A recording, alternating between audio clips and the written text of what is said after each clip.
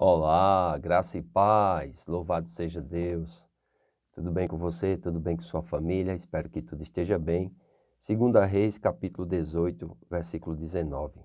Rabsaque afronta a Ezequias e ao Senhor. Olha que loucura desse comandante assírio, diz o texto. Rabsaque lhes disse: Dizei a Ezequias, assim diz o sumo rei, o rei da Assíria, que confiança é essa em quem te estribas? Bem posso dizer-te que teu conselho e poder para a guerra não passam de vãs palavras. Em quem, pois, agora confias, para que te rebeles contra mim? Confias no Egito, este bordão de cana esmagada, o qual, se alguém nele apoiasse, lhe entrará pela mão e a transpassará? Assim é Faraó, rei do Egito, para com todos os que nele confiam. Mas se me dizeis, confiamos no Senhor nosso Deus, não é esse aquele cujos altos e altares Ezequias removeu, dizendo a Judá e a Jerusalém, perante este altar, adorareis em Jerusalém? Agora, pois, empenha-te com o teu senhor, rei da Assíria, e dar-te-ei 2.000 cavalos, se de tua parte achares cavaleiros para os montar. Como, pois, se não pode afugentar um só capitão dos menores dos servos do meu senhor, confias no Egito, por causa dos carros e cavaleiros? Acaso subiu agora, sem o Senhor, contra este lugar para o destruir? Pois o Senhor mesmo me disse, sobe contra a terra e destrói-a. Então disseram Eliaquim, filho de Ilquias, Sebna e Joá a Rabsaque, rogamo-te que falem em aramaico aos teus servos, porque o entendemos, e não nos falem em judaico, aos ouvidos do povo que está sobre as muralhas. Mas Rabsaque lhe respondeu, mandou-me acaso o meu senhor para dizer-te essas palavras a ti somente, a teu senhor, e não antes aos homens que estão sentados sobre as muralhas, para que comam convosco o seu próprio excremento e bebam a sua própria urina? Então Rabsaque se pôs em pé e clamou em alta voz em judaico e disse, ouvi as palavras do sumo rei, o rei da Assíria. Assim diz o rei, não vos engane Ezequias, pois não vos poderá livrar da sua mão.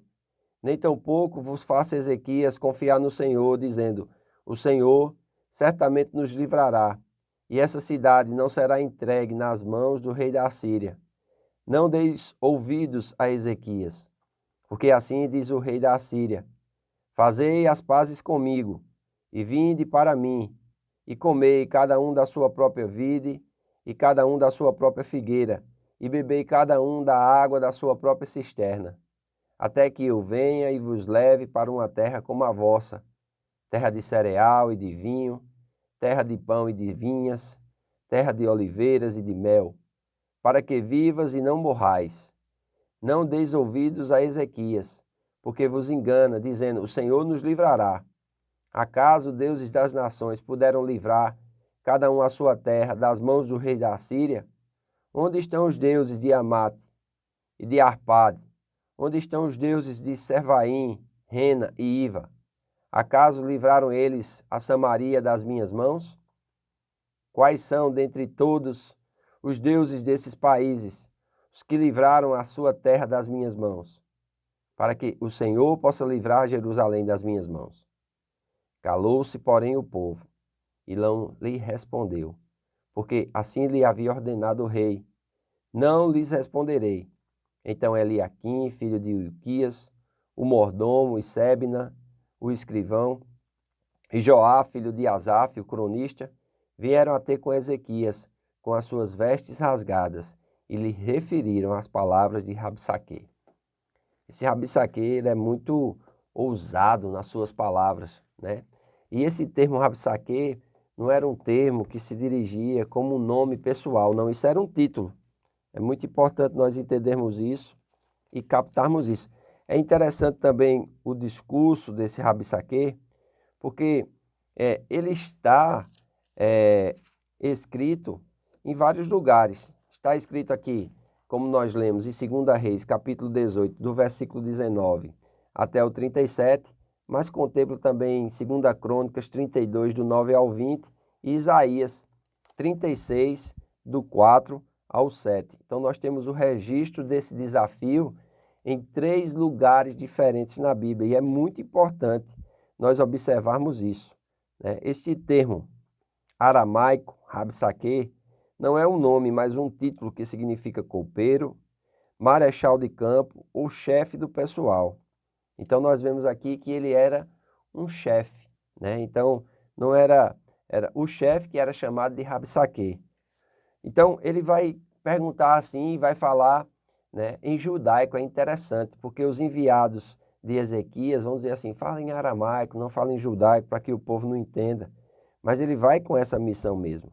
E ele vai fazer, né, tentar mostrar para o povo que nenhum dos outros povos, nenhum dos outros deuses conseguiram impedir o avanço da Assíria. E ele vai dizer, por que vocês estão ouvindo Ezequias? Vocês acham que ele vai poder livrar vocês da minha mão? Isso em judaico. E o Deus de Ezequias, você acha que ele vai poder livrar? Então, essa pergunta, que confiança é esta? Nós vemos, no reinado de Acais, Judá fez uma aliança com a Síria e lhe pagou os tributos. Por temer a invasão da Síria, Ezequias, junto com os líderes de outras nações, erroneamente entrou em aliança com o Egito. Então ele vai começar a dizer, vocês acham que o Egito vai proteger vocês? O Egito, vocês não podem confiar, porque eles não têm poder contra o grande rei. Então, Senaqueribe, ele promoveu uma invasão a fim de dominar essa rebelião. E nós podemos ver isso, tanto na história, como também em Isaías capítulo 30. Ezequias havia destruído os lugares de adoração aos ídolos em Jerusalém. Continuando a reforma, os habitantes zelosos de Judá percorreram o interior da nação, destruindo outros lugares de adoração. Num tom escarnecedor, Rabsaquê sugere que Ezequias pode até ter a sua ajuda para destruir lugares de culto. Além disso, porque o povo de Judá lhe tinha sido culpado por prestar cultos nesses santuários, eles argumentam que o Senhor lhes disse, destruir a terra. Só que ele está aqui tirando algo e fora do contexto, porque ele vai desafiar o Senhor. Então, é exatamente aí que ele vai errar. Rabsaquê fez essas ameaças em judaico e não em aramaico, a língua da diplomacia, a fim de amedrontar os soldados que estavam sobre os muros. Ele lança dúvidas sobre a integridade de Ezequias e relembra as muitas vitórias militares da Assíria. A sua vanglória contra o próprio Senhor, que ele dizia representar, será a sua ruína. Então ele vai citar cidades da Síria que sucumbiram perante o rei da Assíria, como Ramate e Arpade, e vai também citar uma cidade chamada Servavaim.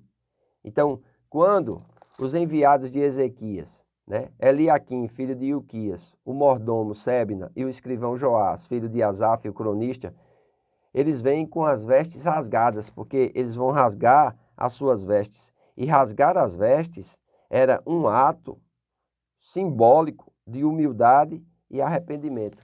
Era como se eles, naquela época, se vestiam de panos de saco. Mas é interessante que, diante de toda essa afronta, nós vamos ver a resposta de Ezequias. E nós vamos ver como um rei que consulta a Deus, e Deus, através dos seus profetas, vai trazer a mensagem e o livramento do Senhor. Amém? Então é muito importante nós aprendermos isso. Quando estivermos diante de situações que nós não temos o que fazer, existe uma coisa só que nós podemos fazer: buscarmos ao Senhor, nos consagrarmos ao Senhor e entregarmos ao Senhor aquelas nossas demandas. Amém? Pedro diz assim, em 1 Pedro, capítulo 5, versículo 7, diz assim, entrega as tuas preocupações a Deus, porque Ele é quem tem cuidado de vós. Olha que coisa interessante. Entrega as tuas preocupações, entrega os teus cuidados a Deus, porque Ele é quem tem cuidado de vós. Você precisa entender isso nesses dias. Quem cuida de nós, quem cuida de você é o Senhor. E você não precisa estar ansioso, preocupado, querendo resolver pelas suas próprias forças, mas confiar que o Senhor irá lhe dar vitória. Isso não quer dizer que você vai ficar passivo, se balançando numa rede. Não. Aqui nós vamos ver que Ezequias ele vai consultar o profeta Isaías e ele vai no templo do Senhor orar a Deus. E de Deus virá o socorro, de Deus virá o livramento. Assim será comigo, assim será contigo, se verdadeiramente nós confiarmos no Senhor. Amém? Hoje à noite quero convidar você a estar conosco na Casa do Oleiro. Teremos o nosso culto de celebração e o nosso culto de ceia. Amém? Venha ter comunhão conosco. Venha participar da ceia do Senhor, um símbolo de aliança entre nós e o nosso Deus. Participando da ceia, nós estaremos demonstrando, anunciando a morte do Senhor até que Ele venha. Amém? Faço votos por tua prosperidade e saúde, assim como tua alma prospera. Que Deus te abençoe e até amanhã.